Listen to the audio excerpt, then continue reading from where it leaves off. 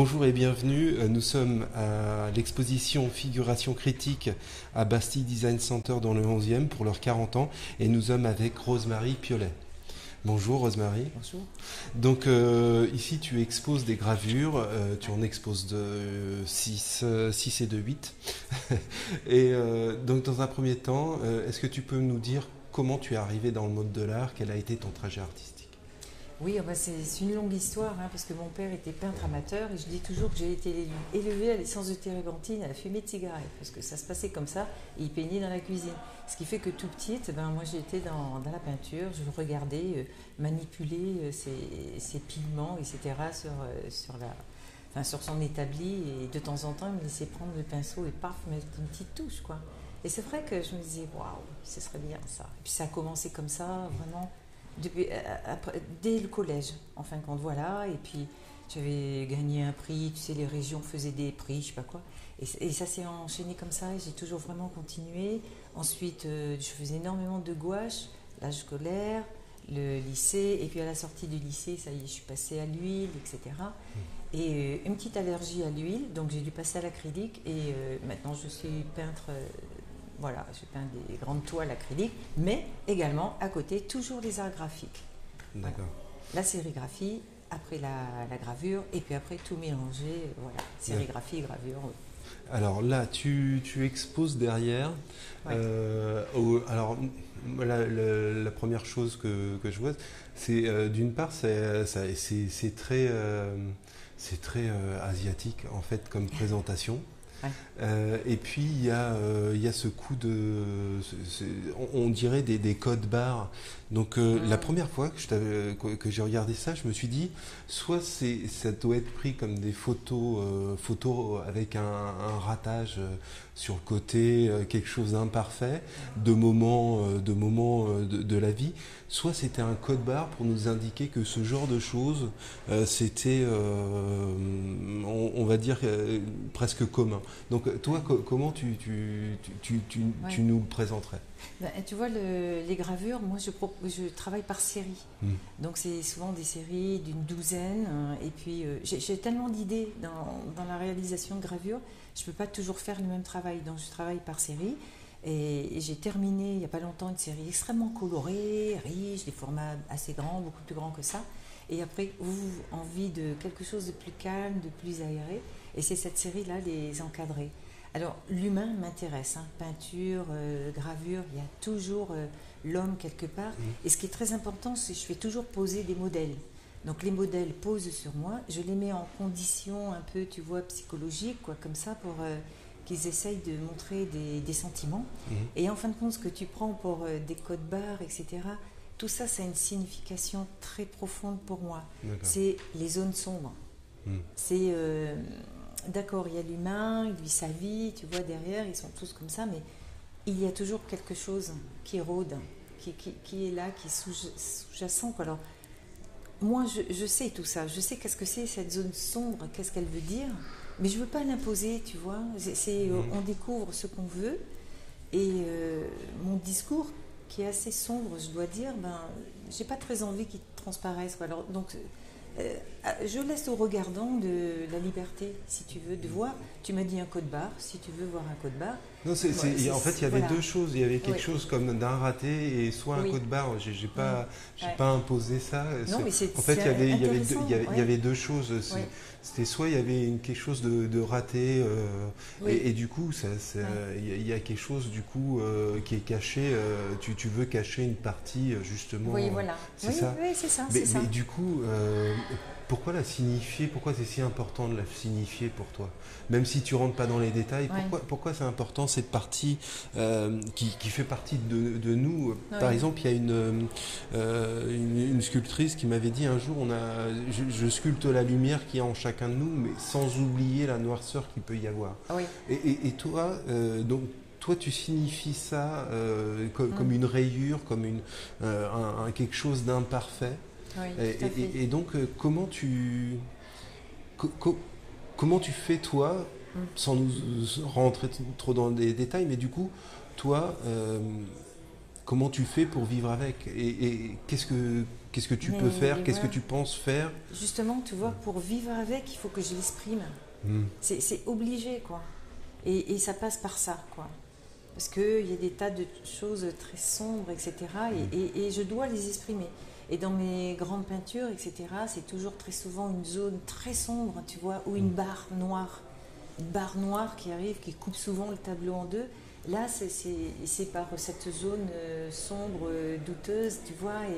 Ah non, ça, il faut que je l'exprime. C'est la base, c'est ma survie, en fin de compte. D'accord. Voilà, c'est un besoin vraiment d'exprimer ce genre de choses. Absolument, cette chose. Donc, tu vois, les personnages, ils ont leur petite vie. Et puis, moi, je leur accorde cette petite vie, etc. Mais il faut qu'il y ait cette zone. Cette zone, c'est à moi. C'est obligé. Et du coup, je suis désolé, mais je vais continuer sur ça. Du coup, en connaissant, toi, tes propres noirceurs, en connaissant ses propres noirceurs, est-ce que tu arrives, du coup, à les reconnaître tout de suite? Oui, du coup, oui, ça se passe là-dedans, quoi. Ouais. Donc, mais en tout cas, chez les autres, c'était ça ma question. Chez les autres, oui. Ouais. Oui. J'essaie toujours d'aller par derrière, quoi, parce que je me dis, il y a toujours quelque chose, il y a une faille, quelque chose, et j'essaye, quelquefois je peux me louper. Et puis quelquefois, dans le travail des autres, quand c'est trop fort, je me protège aussi un petit peu, parce que j'ai déjà des choses à régler en moi, quoi, et ouais, tu vois, c'est ça. On a des failles, on essaye de les combiner, de faire avec. Oui. Et c'est vrai que l'art est un formidable moyen, quoi, tu vois. Pour s'exprimer. Pour absolument. Ouais. Mais du coup, est-ce que tu as peur de quelque chose qui pourrait être pas parfait, mais proche du parfait, et où ces imperfections sont pas si invivables que ça? C'est un peu plus profond, hein, comme question, mais voilà. Est-ce que du coup, ça te fait, c'est pas ça qui te fait peur, et de découvrir que y a des choses qui peuvent être, ou même des choses qui peuvent être moches, et en fait, ce sont des choses qui deviennent belles, en fait, qui vont devenir belles. Quand il y a une explication, qu'on arrive à passer derrière, je sais pas comment dire, l'écran, le miroir, enfin tout ce que tu veux, c'est vrai que c'est satisfaisant, quoi, tu vois, etc. Mais et par exemple, dans le cas des gravures, tu vois, je pourrais faire quelque chose de très cool, etc. Mais ce ne serait pas fini s'il n'y a pas ça. C'est pas toi. C'est pas moi, voilà. Donc, alors, c'est vrai que on peut me dire, mais pourquoi il y a ça, etc. C'est justifié dans ma tête, dans le travail que je fais. D'accord. Et bon, pour revenir à tes gravures, donc tu imprimes au style asiatique. En tout cas, j'ai vraiment au niveau, dans cette série, il y a même le tampon, voilà. Donc, du coup, quel rapport tu as avec l'Asie, justement par rapport, parce qu'ils sont très très forts en gravure, en impression aussi, impression sur bois. Ils sont vraiment très au point. Et du coup, quel rapport, toi, tu as à avoir repris, en tout cas, leur cadre, en tout cas, leur façon de... Dans cette série, d'accord, on parle de cette série. Oui, tout à fait. J'apprécie justement ce retour sur soi, cette concentration, cette énergie interne, tu vois, voilà, quoi. Et par exemple, j'écoute beaucoup de musique japonaise quand je suis dans l'atelier. Alors de la K-pop ou enfin, ça c'est coréen, mais c'est de la musique traditionnelle. Je ne saurais pas te dire leurs instruments, quoi. Et justement cette singularité, c'est clair, c'est net. Et ça permet, enfin c'est ce que j'ai essayé dans cette série en tout cas, de transcrire un petit peu, quoi. D'accord. La profondeur dans quelques lignes,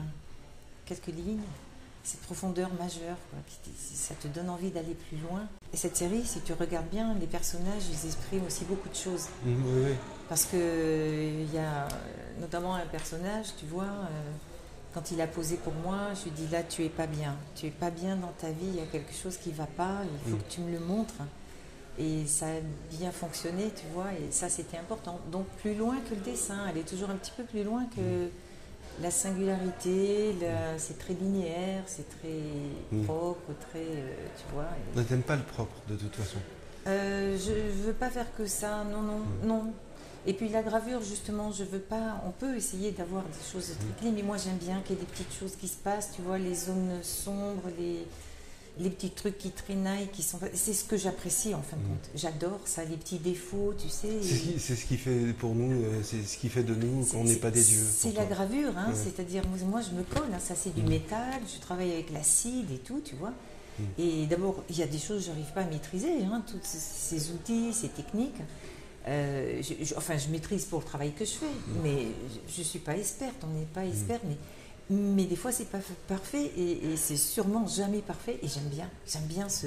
T'aimes bien cette imperfection en fait. Absolument. C'est ce qui te rend humaine. Quoi. Ah mais moi j'aime bien. Donc tu vois l'imperfection avec ma zone d'ombre, voilà, c'est loin d'être très, très calme, tranquille. Ok. Donc dernière question, les prochaines expositions que tu vas faire? Oui, écoute, ça va s'enchaîner là. Il y a une semaine de repos. Et puis après, avec un collectif, on va présenter des livres d'artistes. Chacune de ces gravures, je les ai déclinées en livres d'artistes. En fin de compte, c'est un livret. Et je les décline en couleurs, sur différents papiers. Enfin, tu vois, je fais des tas de choses comme ça. Donc, le livre d'artiste, j'en fais un peu. Ça demande beaucoup de temps. Mais ce que j'aime bien, c'est que comme ça, quand on est peintre et graveur, on n'a pas d'objet entre les mains. Et quand on a un livre d'artiste, on a un objet. C'est sympa, quoi, tu vois. On a fait quelque chose qu'on peut, comment dire, qui a une masse, quoi. Tu vois.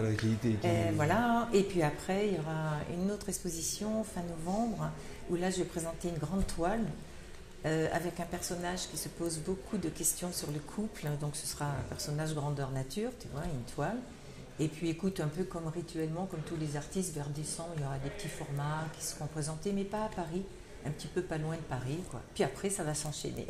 D'accord, très bien. Bon, en tout cas, Rosemary, merci de nous avoir accueillis, d'avoir donné un peu de temps. Et on retrouve tous les liens vers tes sites et pour prendre de tes nouvelles dans les liens de la description. Quant à vous, on vous remercie et on vous dit à bientôt. Merci, au revoir. Au revoir.